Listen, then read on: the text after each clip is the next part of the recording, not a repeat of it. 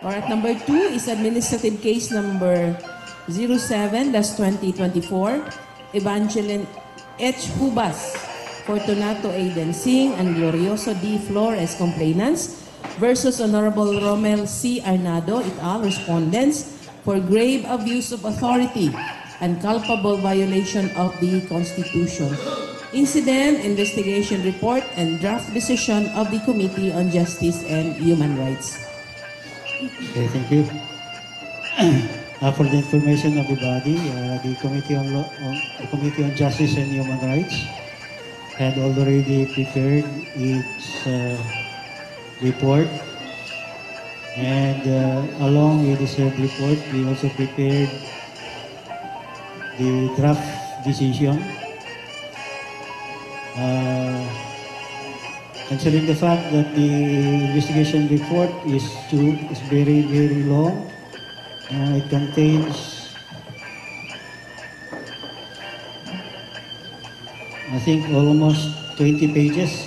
Will the body allow the chairman of the Committee on Justice to just read the recommendation of the committee? Is there any objection from this august body?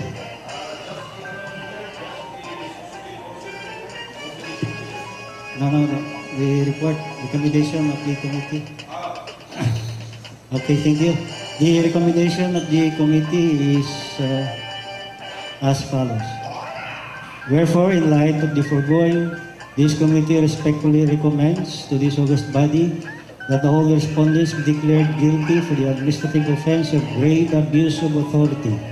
Consequently, the committee further recommends that the penalty of suspension for a duration of 3 months be imposed on all the respondents. And I would like to inform again the body that the Committee on Justice has prepared the draft decision of this case, and I would like to ask each member of this committee to give their vote on this particular case. I'll start from Board Member Atay. Mr. Chair, later, Mr. Chair. Later. Board Member Bihag. I am with the decision, Mr. Chair. You're adopting Yes, Mr. Chair. the recommendation of the committee? Yes, Mr. Chair. Okay, thank you.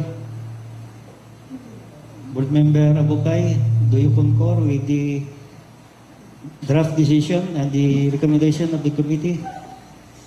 I am also in favor with adopting the decision. Okay, thank you. Board Member Neri. Your Honor, after careful review, I agree with the decision proposed.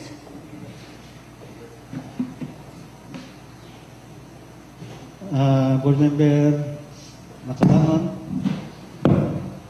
Mr. Chair, I fully concur with the committee's decision. Thank you. Board Member Good morning, Mark. Mr. Chair. I concur the decision of the Chairman of the Justice and Human Rights, Mr. Chair. Thank you. Board Member Matalines.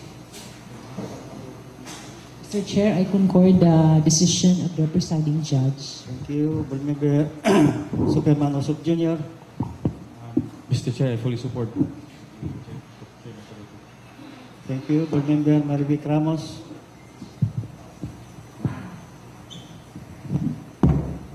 Mr. Chair, I subscribe and concord the decision of the committee. Okay, thank you. Board Member Bonding. Mr. Chair, I concur the decision of the committee.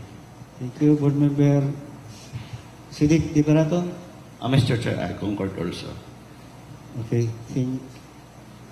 I think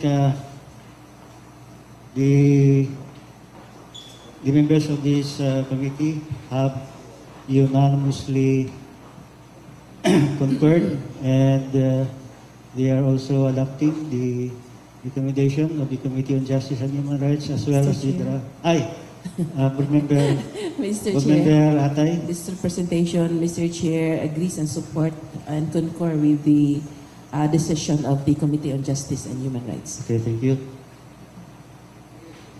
Since the draft decision and the recommendation of the Committee on Justice were unanimously adopted and concurred by the committee on by this august body, I'd like to ask Board Member Bihag to make proper motion.